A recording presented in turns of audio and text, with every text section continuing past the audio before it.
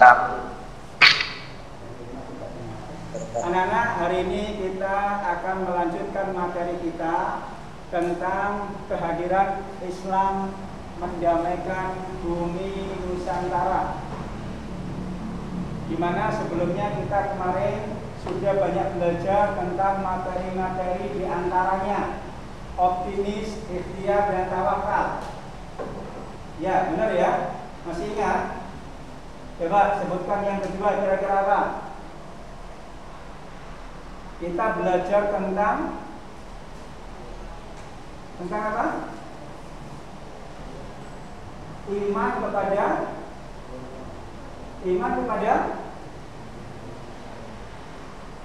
hari akhir, hari kiamat. Anak-anak ini loh kalian lemahnya di sini ya.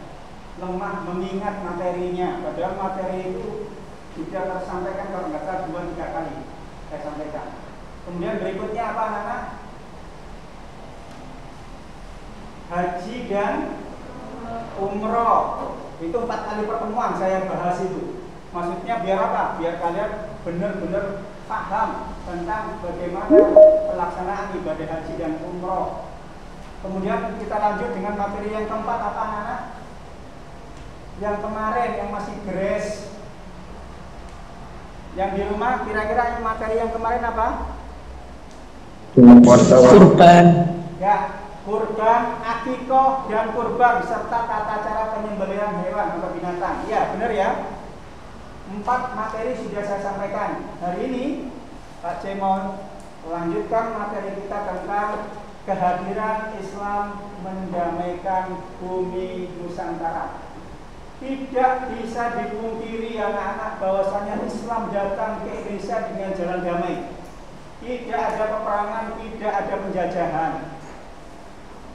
Inilah bentuk ajaran Islam yang sebenarnya.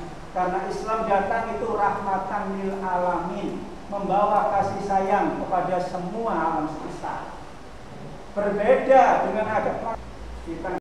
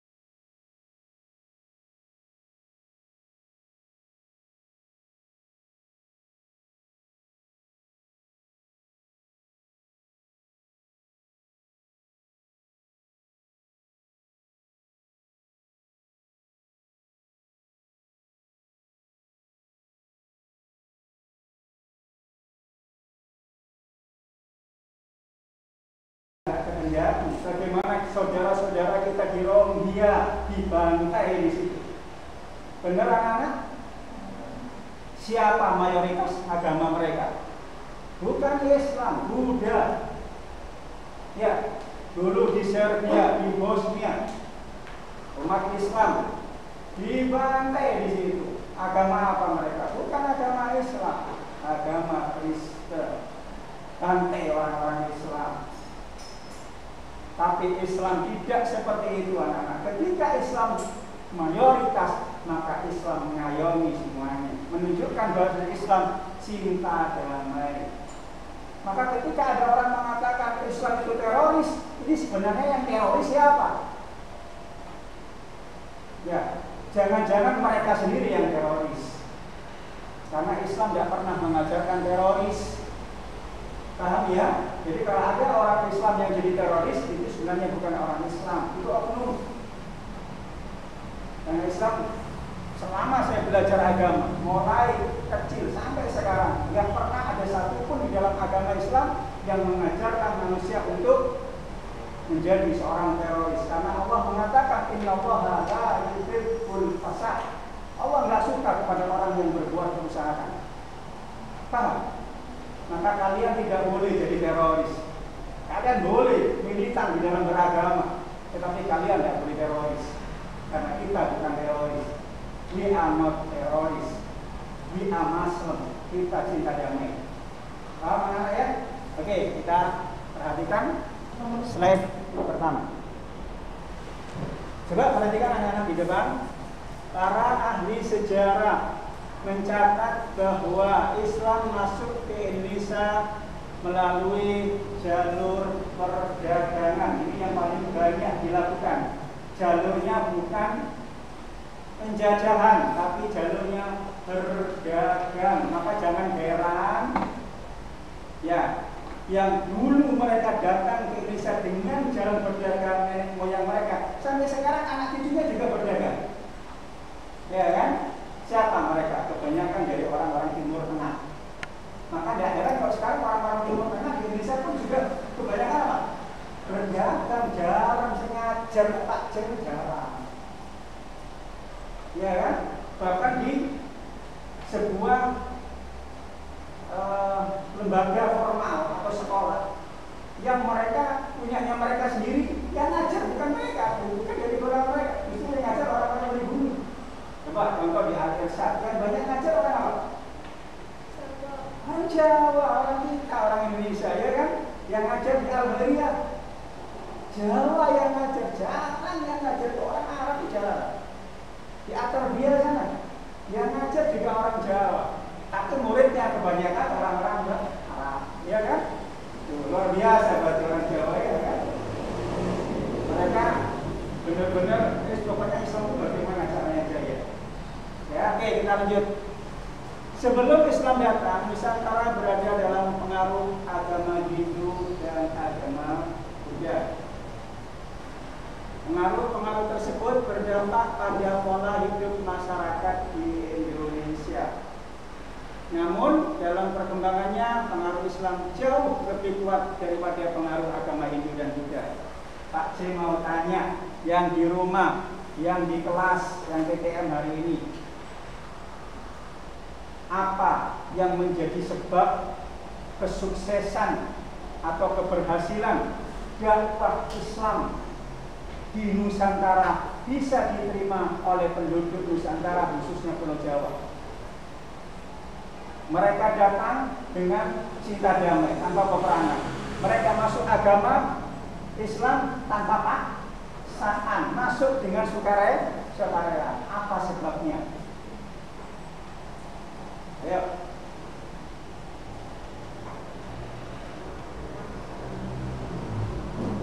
Silakan yang di rumah boleh jawab, yang di kelas boleh jawab. Jadi yang ngomong bukan Pak C terus, ya kan?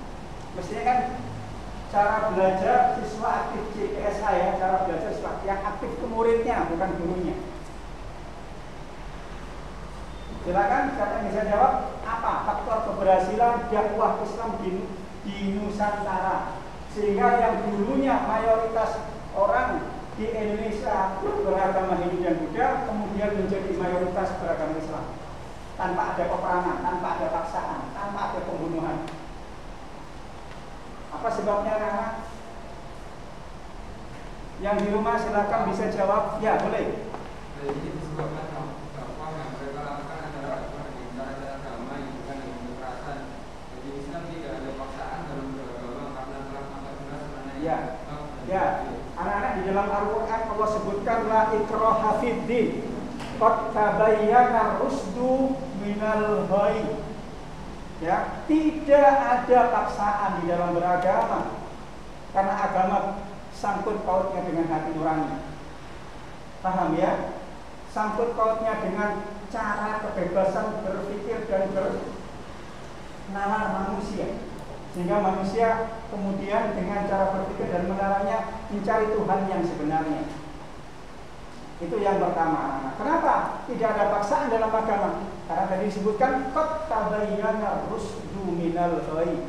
Sungguh telah jelas tampak mana yang benar, mana yang salah, mana yang bisa diikuti, mana yang nggak bisa diikuti. Itu yang menjadi pokok dasar diterimanya agama Islam di Indonesia. Tapi yang paling mendasar anak-anak, kenapa Islam bisa diterima oleh bangsa Indonesia? Yang pertama, kalian boleh catat, ya. Kalau didengarkan saja, pastinya nanti insya Allah pulang lupa. Mau senterang, gitu. Faktor-faktor penyebab diterimanya agama Islam di Nusantara, itu judulnya. Di situ nggak ada. Di Pak C ngarang Dewi.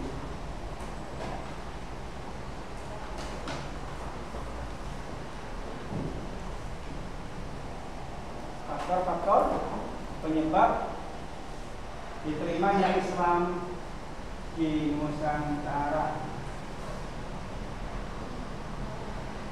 Yang di rumah juga mencatat ya anak-anak ya.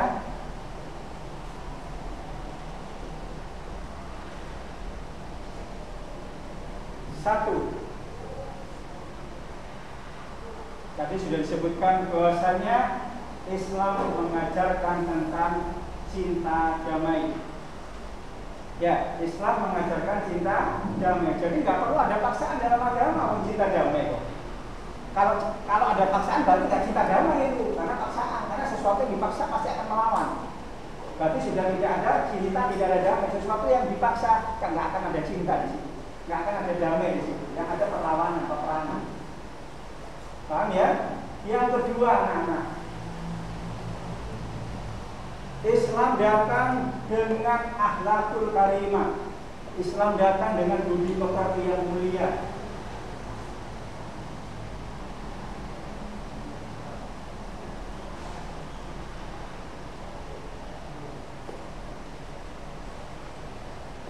Yang ini saya terangkan, kalau sudah mencatat silakan dengarkan. Jadi anak-anak, para pedagang-pedagang yang sekaligus menyiarkan agama Islam di Indonesia, mereka datang memang dibekali dengan kemampuan khusus. Ya, yang pasti mereka datang dengan kemampuan agama yang baik, mumpuni di dalam beragama. Yang kedua, mereka datang dengan membawa ajaran akhlak yang mulia, budi pekerti yang mulia, sopan santun penuh dengan tata krama. Ini yang dimiliki Islam, yang jarang dan hampir tidak dimiliki oleh agama lain. Sehingga Allah mengatakan bahwasanya lewat Rasulnya, bahwasanya saya diutus di dunia ini, kata Rasulullah, kata Nabi Muhammad, hanya untuk satu, diantaranya adalah menyempurnakan akhlak manusia, supaya manusia nggak sama seperti hewan, supaya manusia nggak sama seperti binatang. Agama ini datang untuk mengatur manusia untuk menuju kepada hakikat sebenarnya manusia, menuju kepada harkat martabat manusia yang sebenarnya. Maka perlu diatur kalian lewat agama.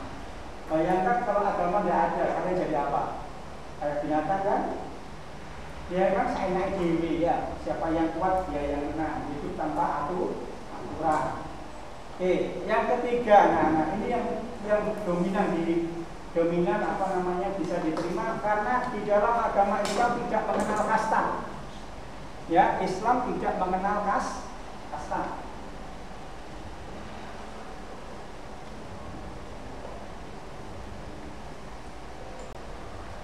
Yang ketiga, Islam tidak mengenal kasta. Ngerti kasta? Nah, kasta itu perbedaan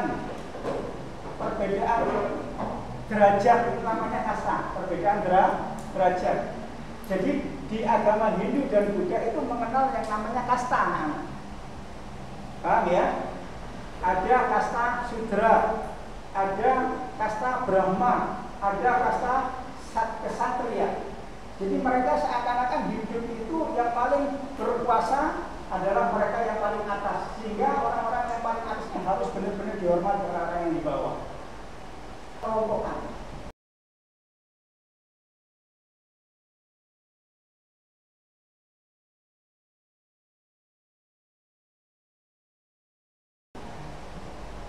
Sementara dalam agama Islam tidak ada kasta.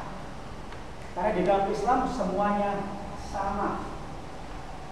Inna khalaqnakum min dzakarin aw unsa wa ja'alnakum syu'uban wa qabaila lita'arafu. Jadi tidak ada, semuanya sama. Laki-laki, perempuan sama. Oh, di agama lain ada perbedaan laki-laki sama perempuan. Di Islam nggak ada, sama semua anak. Ya, sama. Bahkan sebelum Islam datang, maaf, orang-orang perempuan ini maaf ya, terlecehkan, tertindas, dan terhinakan. Paham ya?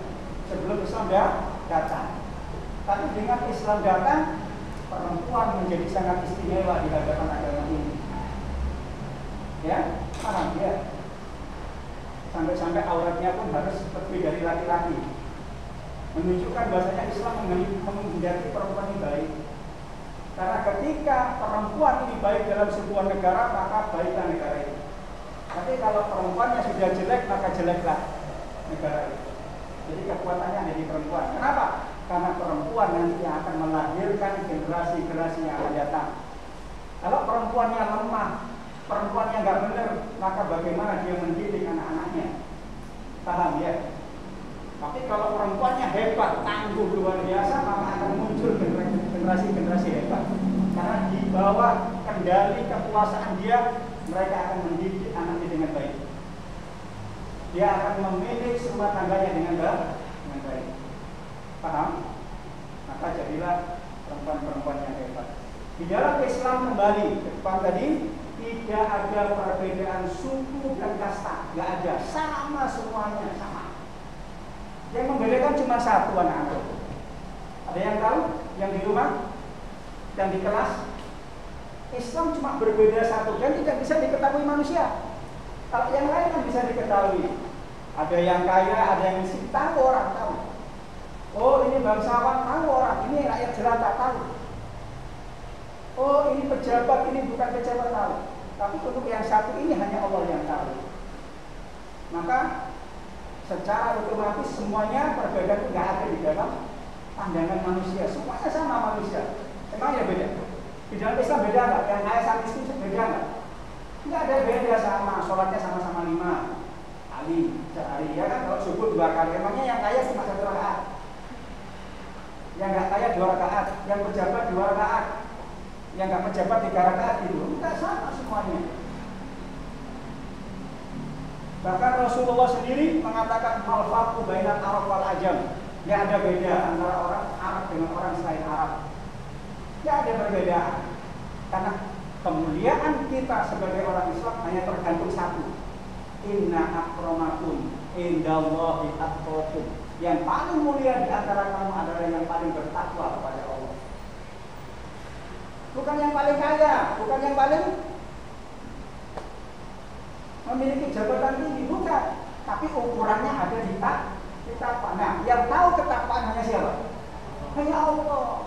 Tidak bisa kamu mengaku saya bertakwa, saya paling mulia. Justru ketika dia mengatakan itu, dia adalah manusia terhina. Karena ada kesombongan dalam diri. Paham ya? Nah, oleh karena itu orang-orang Hindu yang dulunya beragama Hindu ketika melihat ajaran Islam seperti mereka tertarik dengan ajarannya. Orangnya baik-baik, tidak mengenal kasta, semuanya sama, sederajat, sebagai manusia sama, tidak ada beda. Itu yang membuat ketertarikan mereka. Yang berikutnya nomor 4, cara dakwah yang merakyat. Cara dakwah yang merakyat.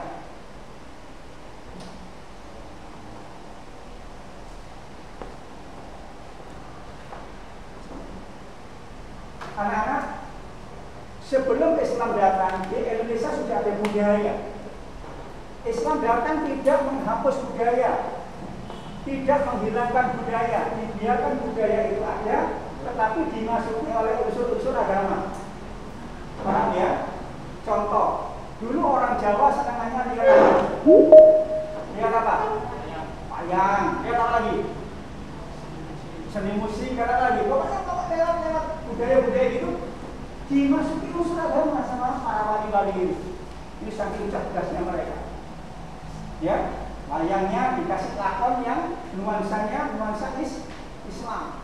Sehingga nanti pada akhirnya orang-orang diajak, ayo siapa yang ingin menjadi orang sakti seperti lakon yang ada di wayang ini, mereka harus mengucapkan kalimo sodo. Jadi kalimo sodo itu semacam senjata bagi pewayang-pewayang itu ya, yang di dalam wayang itu pemerannya, lakonnya ya, itu punya yang namanya kalimo sodo. Apa kalimo sodo anak-anak? Kalimat syahadat. Jadi mereka diajak berkalimat syahadat sehingga mereka menjadi Islam. Caranya seperti itu. Dulu di zaman Hindu Buddha, orang-orang kalau ada orang mati, mereka kumpul-kumpul itu. Tapi kumpul-kumpulnya diisi dengan apa? Nah, diisi dengan maksiat kepada Allah, minum-minuman keras, judi. Tujuannya menghibur orang yang mati biar gak kesepian, keluarganya itu yang ditinggal biar gak kesepian. Tapi diisinya dengan minum keras, diisi dengan judi. Nah, itu peluang untuk para wali kemudian masuk di situ. Dibiarkan budayanya tetap, tapi diganti caranya. Yang awalnya dengan minum-minuman keras, dengan berjudi diganti. Ayo daripada kita melakukan seperti ini, kita baca kalimat-kalimat thayyibah yang disebut sekarang dengan tahlilan. Jadi nggak menghapus budayanya. Mereka kalau ada orang mati dulu 7 hari kumpul di rumah orang yang berduka. Tapi ngisinya dengan apa? Ya tadi itu maksiat kepada Allah. Diganti baca-baca yang kalimat-kalimat yang baik. Nah, yang dikenal dengan apa? Tahlilan, yasinan, istighosaan. Sehingga nggak menghapus budayanya, tetap budaya cuma diganti apanya?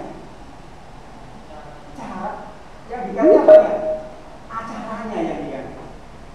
Yang membuat kemudian Islam banyak disukai oleh orang agama Hindu dan Buddha. Selain itu juga anak-anak memang kembali yang hadir memang orang-orang pilihan, orang-orang dengan akhlak yang luar biasa. Jadi memang agama ini didirikan diantaranya dengan akhlak. Coba lihat Rasulullah SAW. Betapa akhlaknya luar biasa sampai dipuji oleh Allah ya. Wa innaka la'ala khuluqin 'adzim. Wahai Muhammad, sungguh engkau berada pada derajat akhlak yang sangat mulia, yang agung. Luar biasa akhlaknya. Rasulullah kalau disakiti nggak balas nyakiti anak-anak. Kalau disakiti membalas dengan kebaikan. Dan itu harus kamu tiru. Ya. Paham ya? Jadi Rasulullah contoh ya, satu cerita. Rasulullah itu kan orang yang sudah baik. Saking baiknya sampai dipuji Allah. Nggak ada manusia yang dipuji oleh Allah sebaik Nabi Muhammad dalam Al-Quran. Nggak ada yang dipuji kecuali Nabi Muhammad. Paham ya anak-anak? Pernah suatu saat ada Yahudi buta. Wis buta, tapi kerjanya apa? Memfitnah Nabi Muhammad, mencemooh Nabi Muhammad. Terus pokoknya menjelek-jelekkan Nabi Muhammad. Kemana-mana sambil jalan-jalan gini si buta terus menjelekkan Nabi Muhammad. Paham anak-anak ya? Tetapi apa yang dilakukan Nabi Muhammad kepada si buta ini?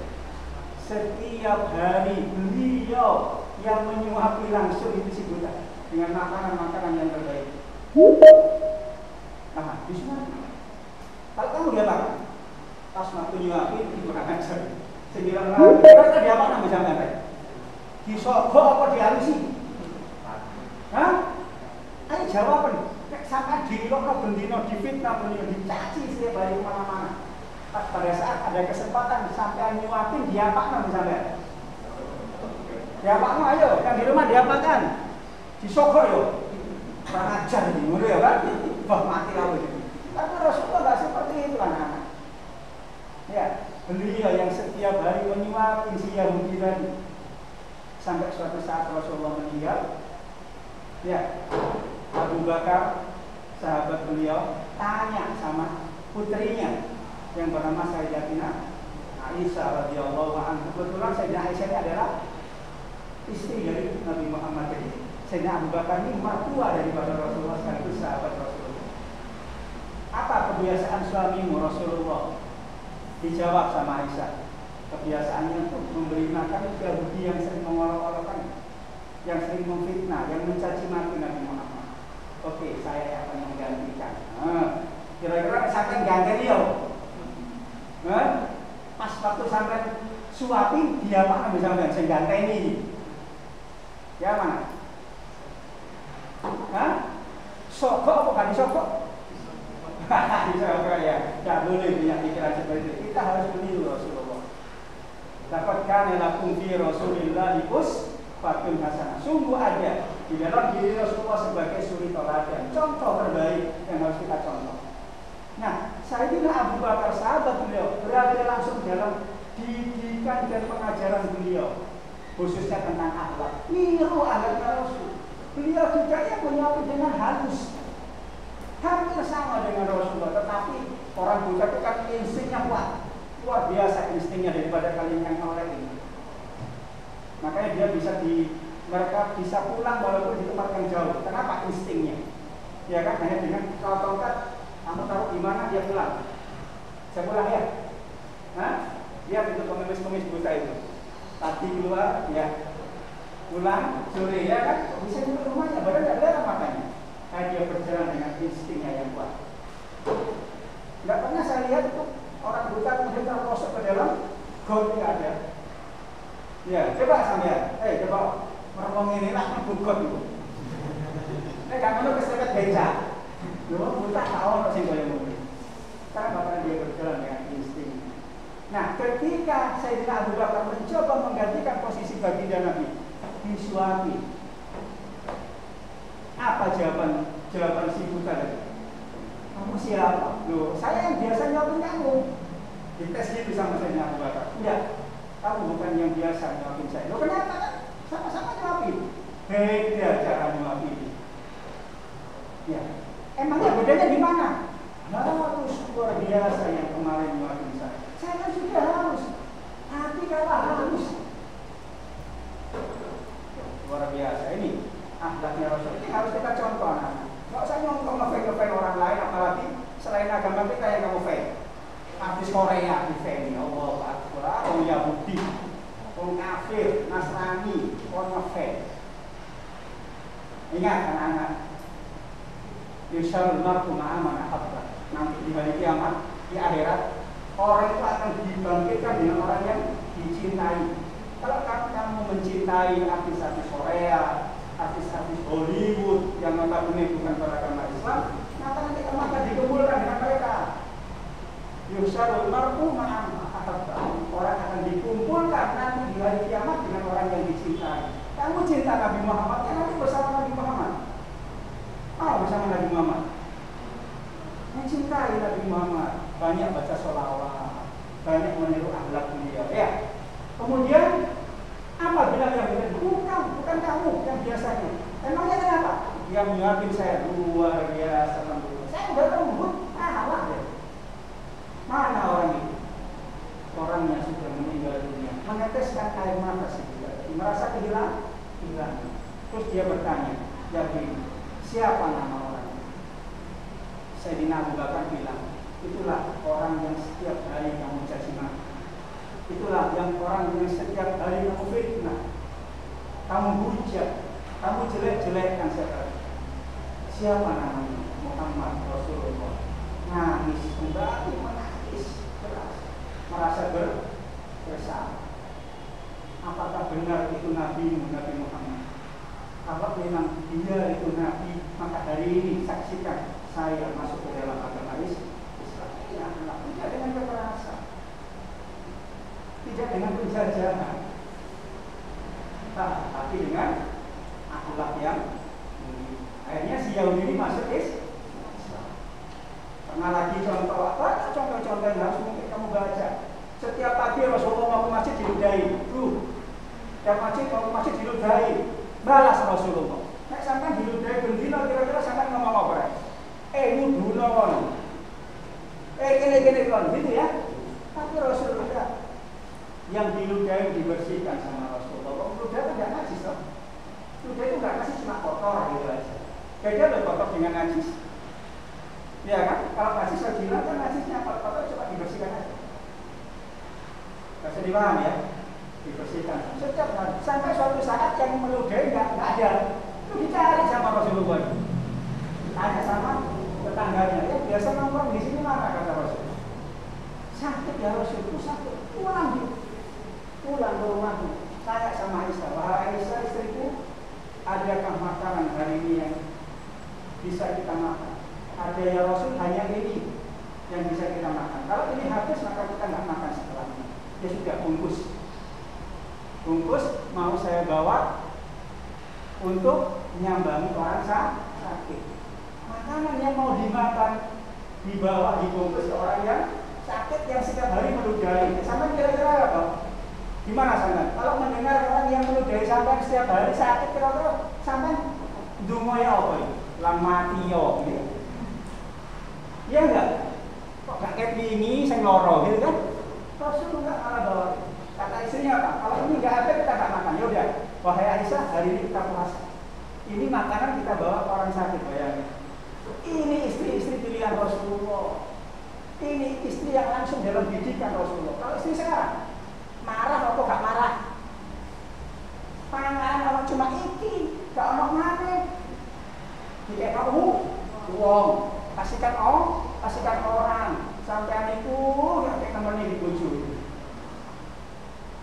Itu istri sekarang, ya. Istrinya Rasul enggak. Sami nawakna. Selalu taat sama Rasul. Ya, Rasul hari ini kita puasa. Kalau ada istri seperti ini, Pak saya juga mau. Tapi jarang, nggak ada kayak gini. Apalagi istri-istri zaman now, semua diukur dengan uang, diukur dengan benda, ya kan? Istri sekarang, maka kamu jangan jadi istri sekarang, istri seperti Rasul, istrinya Rasulullah. Ya, paham ya? Anak-anak, dibawa, diketok. Assalamualaikum, nggak ada jawaban mau dia agamanya Yahudi. Nggak ada jawaban. Assalamualaikum. Siapa? Dia jawab teriak. Siapa? Saya siapa? Muhammad Rasulullah. Gemeter dia. Wah ini cuma supaya aku loro. Ini sehat gak wani nang ini gitu kan. Mau diapakan saya? Dia nggak tahu kan masih dibalik itu ya kan. Dikira mau membalas dendam pada saat sakit, pada saat dia ngapain kamu ke sini? Saya mau jenguk kamu. Saya dengar katanya kamu sakit. Silakan masuk. Sakit apa? Bahaya saudara. Sampai juga kamu lagi ya? Isin apa gak isin? Isin. Tapi sampai ini balas video. Ini akhlak anak. Ini yang harus sampai pada dia. Paham ya? Gak mudah marah Rasul itu gak mudah marah. Berjalan dengan akal pikiran dan hidayah dari Allah. Maka ketika ditanya sama sahabat kepada istrinya Aisyah, wahai Aisyah, apa akhlaknya Rasul? Apa akhlaknya suamimu? Apa jawaban Siti Aisyah? Akhlakul Quran, akhlaknya adalah Al-Quran. Jadi Al-Quran itu mengajarkan seperti itu. Jadi kalau sekarang ada orang nggak seperti Rasulullah, berarti nggak sesuai dengan akhlaknya Al-Quran. Gampang marah, gampang emosi, gampang tersinggung. Nggak boleh seperti itu. Ya. Paham ya? Merasa diri hebat sendiri, yang lain gak hebat, ya boleh seperti itu. Tadi apa? Dikasihkan makanan untuk membuat dimakan, disuapin sama Rasul. Ini kebaikan. Sampai kemudian Yahudi ini bilang, kamu memang luar biasa. Ya, saksikan ya Rasul, hari ini saya masuk agama Islam. Akhlak seperti itu. Dan ini ditiru oleh para wali-wali yang datang ke tanah Jawa. Makanya sukses menyiarkan agama ini anak-anak. Bayangkan kalau saat itu kita datang, umat Islam datang, para wali datang ke Nusantara dengan kekerasan. Mereka melawan apa enggak? Terjadi peperangan apa enggak? Terjadi seperti orang-orang Nasrani datang menjajah, orang Islam melawan. Sehingga berapa tahun kita dijajah dan selalu melawan. Tapi karena memang kita kalah dari segi persenjataan, sehingga lama kita dikuasai mereka. Satu, dua, karena kita dulu belum bersatu. Masih sifatnya kedaerahan perjuangannya sehingga mudah ditaklukkan. Ya, jadi Jawa berjuang sendiri, Sulawesi berjuang sendiri, ya gampang. Sama seperti lidi itu anak. Lidi itu kalau dicopot satu-satu mudah kita mematahkan cetek itu mudah. Tapi kalau lidi kemudian digabung menjadi sebuah ikatan, siapa yang bisa mematahkan? Mata dewi tangannya. Ya kan? Maka tahun 1928 Pemuda Indonesia kemudian membuat yang namanya Sumpah Pemuda. Mereka bersatu. Maka disitulah kemudian akhirnya tahun 1945 nggak jauh dari 28 Indonesia merdeka. Kenapa? Bersatu. Paham ya? Nah, sampai sini ada pertanyaan mana? sebelum kita lanjutkan ke teori masuknya Islam di Nusantara.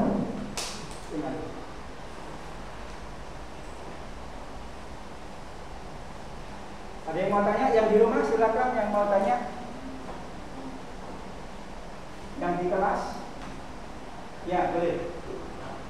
Oh, tidak ada. Saya paling senang kalau ditanya. Karena dengan pertanyaan itu akan berkembang materinya. Ya, maka dulu kalau sebelum kita seperti ini kondisinya, saya tanya. Saya tak gitu kan, saya tanya. Oke, anak-anak kita lihat. Masuknya agama Islam di Nusantara melalui jalur perdagangan, berlangsung dengan cara damai, berdagang sambil menyiarkan agama. Nah, mereka kadang-kadang anak-anak ya, nanti aja ya, nanti aja keterangannya biar nggak apa.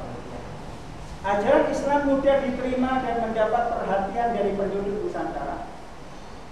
Berbagai sumber sejarah menyatakan bahwa agama Islam sudah masuk ke Indonesia pada abad ke-7 Masehi. Di sebagian ya. Namun keberadaannya para pemeluk agama Islam menjadi jelas pada abad ke-13 Masehi yang ditandai dengan berdirinya Kerajaan Samudra Pasai di Aceh, daerah Sumatera Utara. Jadi Islam pertama kali mendarat kapalnya untuk kemudian berdakwah, para pedagangnya di Aceh dulu. Makanya sekarang Aceh itu menjadi apa?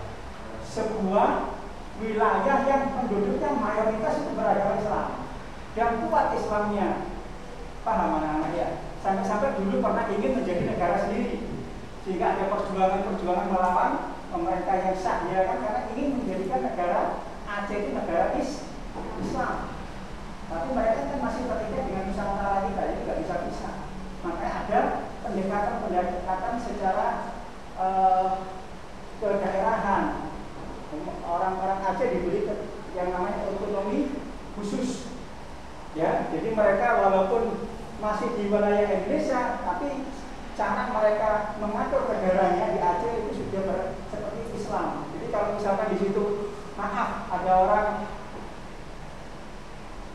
melakukan pencurian misalkan atau melakukan pacaran misalkan, itu dicambuk kan di situ itu ada hukuman cambuk, ya kan ya, itu di daerah Aceh. Dulu sebelum adanya itu mereka ingin merdeka sendiri karena mereka Islamnya benar-benar kuat sampai dikenal di situ yang namanya Serambi Mekah.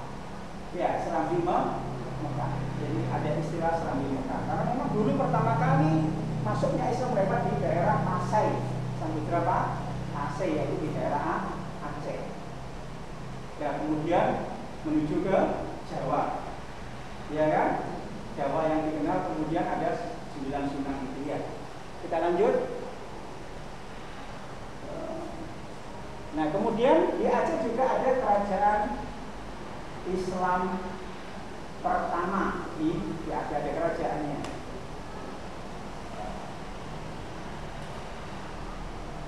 Oke anak-anak, sampai sini ada pertanyaan?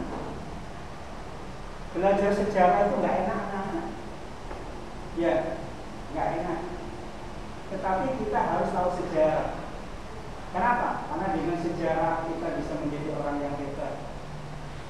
Paham ya? Dengan membaca sejarah kita menjadi orang yang luar biasa. Karena sejarah mengajar kita sebuah pengalaman dan ilmu. Paham ya? Maka 2/3 isi Al-Quran itu berisi apa? Sejarah, mulai dari sejarahnya Nabi Adam, sejarahnya Nabi Nuh, itu buat apa? Ibroh, pelajaran buat kita. Yang baik kita yang jelek kita tinggal, kita buang. Untuk menjadi orang hebat itu belajar dari pengalaman. Paham? Tidak cukup hanya belajar dari teori, karena kadang-kadang teori nggak sejalan dengan pengalaman yang sebenarnya. Oke, sampai sini ada pertanyaan? Kalau nggak ada, kita next, kita lanjut. Nah, sekarang proses masuknya Islam di Indonesia berjalan secara bertahap dan melalui banyak cara.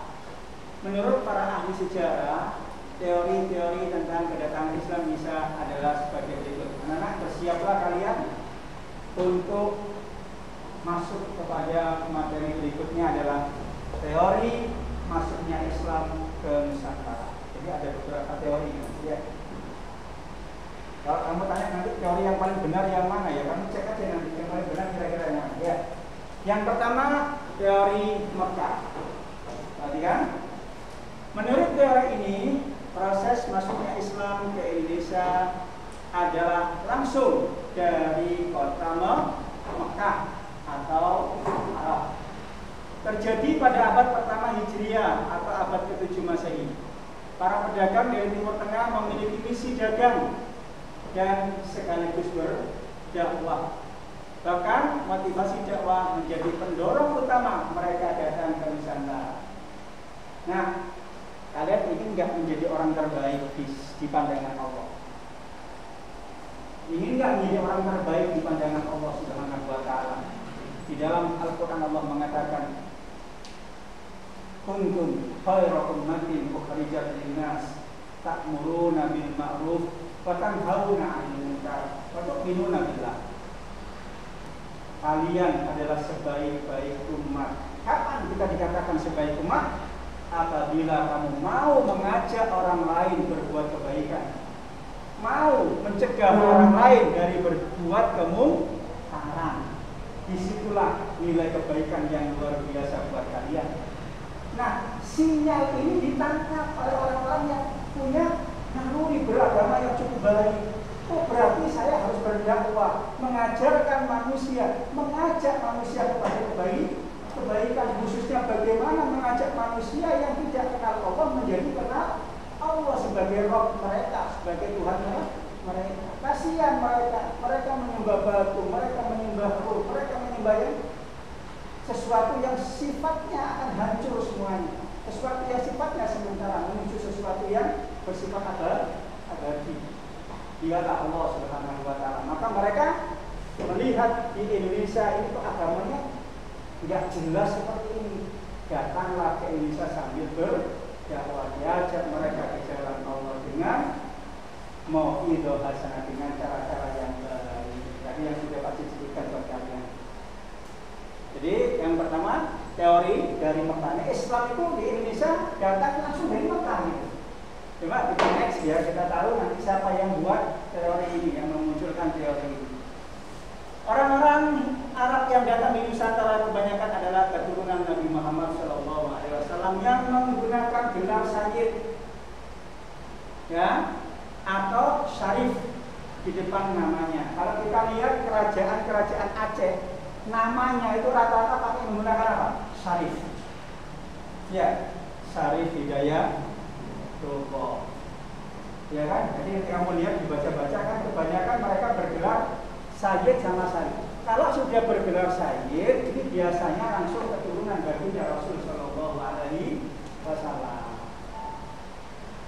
Kita hari ini ada di antara kalian yang keturunannya Rasulullah, pasti bisa tahu.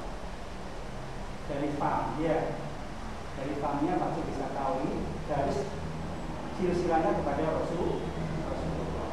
Alhamdulillah di kelas ini ada ya keturunan Rasulullah, mudah-mudahan dapat berkahnya Rasulullah. Ya, oke, kita lanjut.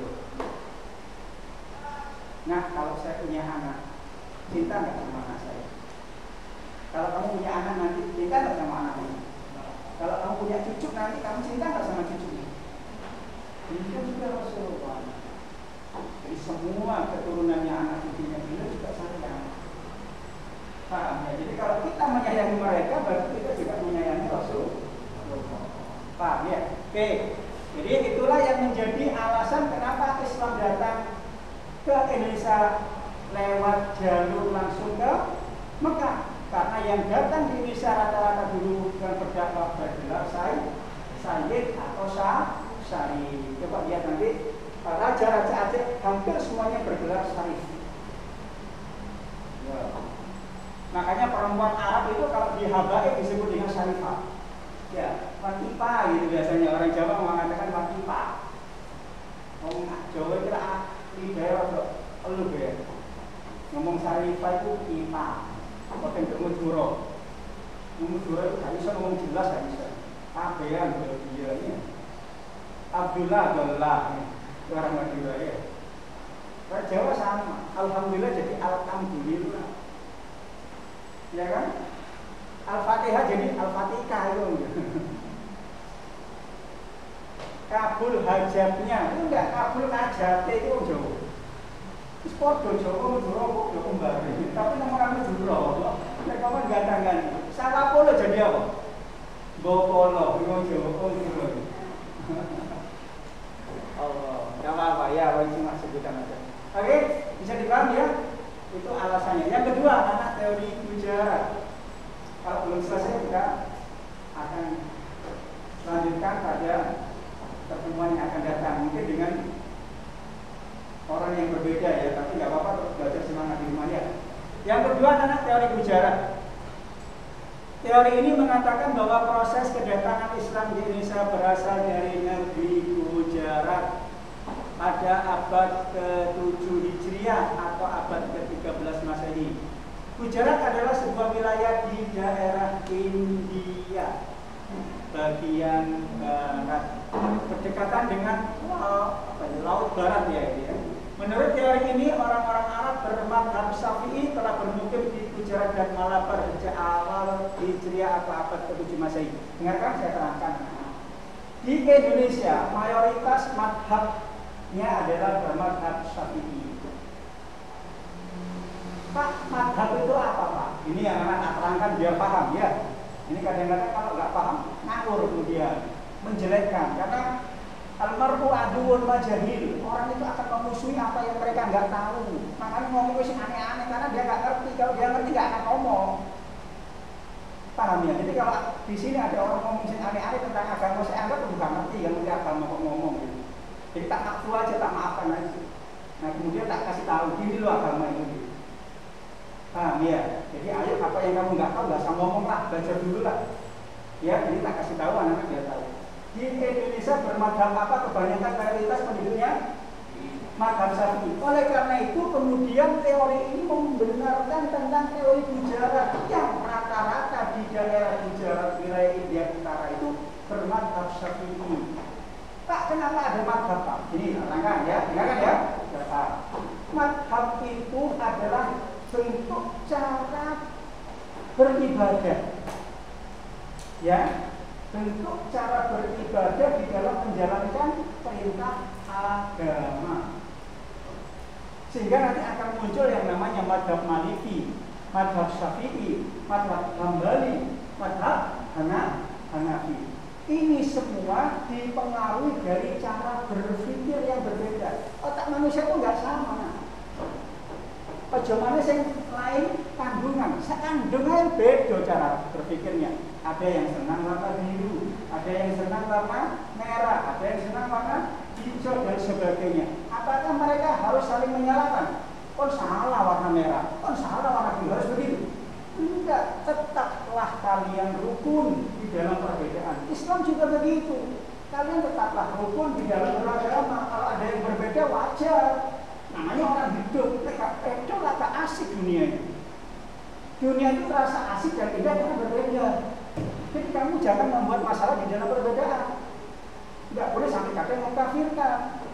Paham ya? Tidak boleh. Itu nggak paham agama itu. Ayo, ya kelambi putih apa nyalakan saya kelambi biru? Ayo, salah Pak Cek kelambi biru, Pak Eko juga salah. Ya bener putih gitu. Ya kayak iso ngomong sak karepku lho. Bang putih, bang biru, bang putih, bang hijau.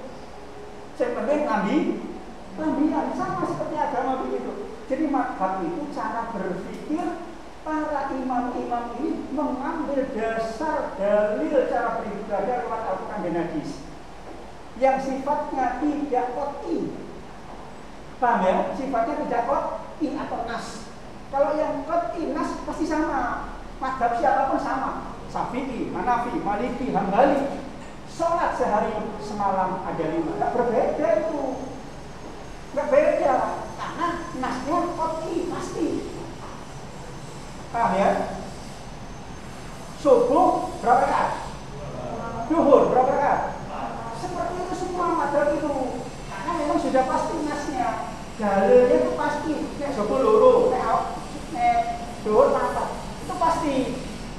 Ketidakpastian di dalam nas Al-Quran itu menimbulkan cara berpikir yang berbeda. Paham ya? bagaimana kita cara bertoharoh. Itu beda nanti. Ya, karena memang di dalam Al-Quran tidak menunjuk secara pasti. Tujuannya apa? Tujuan itu loh hebatnya Allah di dalam membuat hukum. Tujuannya supaya manusia nggak terikat dalam satu bentuk peribadatan, sehingga nggak menyusahkan manusia. Bayangkan kabeh digawe sakit, sulit manusia menjalankannya. Paham ya? Pak, kenapa Allah nggak buat yang pasti-pasti semua Pak? Ya sulit sampean kok, karena kondisi lingkungan, kondisi daerah, kondisi budaya nggak sama. Paham ya? Anak-anak, muncullah yang namanya imam madhab. Nah, Indonesia kebetulan kultur dan cara berpikirnya lebih mengena kepada madhabnya Imam Syafi'i, lebih kena kepada penduduknya. Kalau Pakistan lebih banyak kepada Hanafi, cocokin dan Hanafi, cocok-cocokan manusia itu. Sampai nang gue cocok-cocokan kok. Aku lebih cocok sama Pak Eko, gitu kan? Tidak bisa dipaksa. Aku cocokin nang Bu Rahayu misalnya. Ya kan? Emangnya harus semuanya ke Pak Eko gitu? Enggak kan? Enggak. Pasti berbeda. Sampai milih ketua kelas saja beda kok. Ada milih A, ada milih B. Kenapa nggak satu pilihan? Nggak asik kan? Nah, agama juga lebih ke anak-anak. Paham ya? Muncullah imam madhab. Jadi ketika ada perbedaan di dalam madhab, sampean ojo peminter. Peminter itu piye? Peminter itu kemudian memberikan fatwa atau sesuatu yang ngawur, pendapat yang ngawur. Jangan. Karena untuk menjadi seorang imam madhab, untuk menjadi seorang seperti Imam Syafi'i itu harus hafal ribuan hadis, sampai ke sanadnya, sampai Rasulullah, sampai hafal satu hadis sampai Rasul. Innamal a'malu binniyat qala sampai nah Rasulullah bisa sampai. Hadis ini dari ini sampai Rasulullah bisa. Itu satu aja nggak bisa nggak. Nah ini imam-imam ini memang terpilih orang-orang pilihan Allah, hafal ribuan hadis sampai ke Rasulullah sanadnya. Selain itu juga hafal Al-Quran bersama tafsirnya. Sampai hafal Al-Quran, tafsirin teman-teman nggak hafal, enggak. Ayat kursi aja kadang nggak hafal. Kursi ini apa? Ayat kursi. Oke, paham ya? Paham dengan benar tentang disiplin agama yang lain seperti mustalah hadis, mantek, bayan, batik, balagh itu memang benar-benar menguasai ilmu agama dengan baik. Paham dan tidak ada pertentangan. Dengarkan, Imam Syafi'i ini muridnya Imam Malik. Beda pendapatnya antara guru dan murid, tetapi guru dan murid nggak ada satu penyalahan. Guru itu salah, murid itu salah, nggak masalah itu. Mereka tetap saling menghormati. Ibadah guru dan murid beda berpikir. Imam Ahmad murid Imam Syafi'i. Beda cara berpikir yang membuat madhab namanya Hanafi. Ya, membuat madhab namanya Hanafi dan sebagainya. Ya, paham ya? Nah, kenapa teori Buja diambil sebagai teori masuknya Islam di Indonesia? Karena kebanyakan Indonesia sama seperti Buja cara bermadhabnya, gitulah. Paham hari ini? Nanti masih ada dua lagi. Insya Allah minggunya akan sudah jam 9 lebih. Habis waktunya. Mudah-mudahan sedikit ini bermanfaat buat kalian semua anak-anak ya. Amin. Allahumma amin. Pasir pesankan, ayo akhlaknya yang baik ya, semuanya akhlaknya dikandani. Ya, kalau kalian ingin menjadi orang mulia, kalau kalian ingin menjadi apa? Orang yang mulia bagus. Kalian harus menjadi orang yang bertakwa kepada Allah. Karena ukuran kemuliaan manusia bukan pada hartanya, bukan jabatannya, bukan keturunannya, bukan silsilahnya, tetapi karena ketakwaan. Inna akramakum indallahi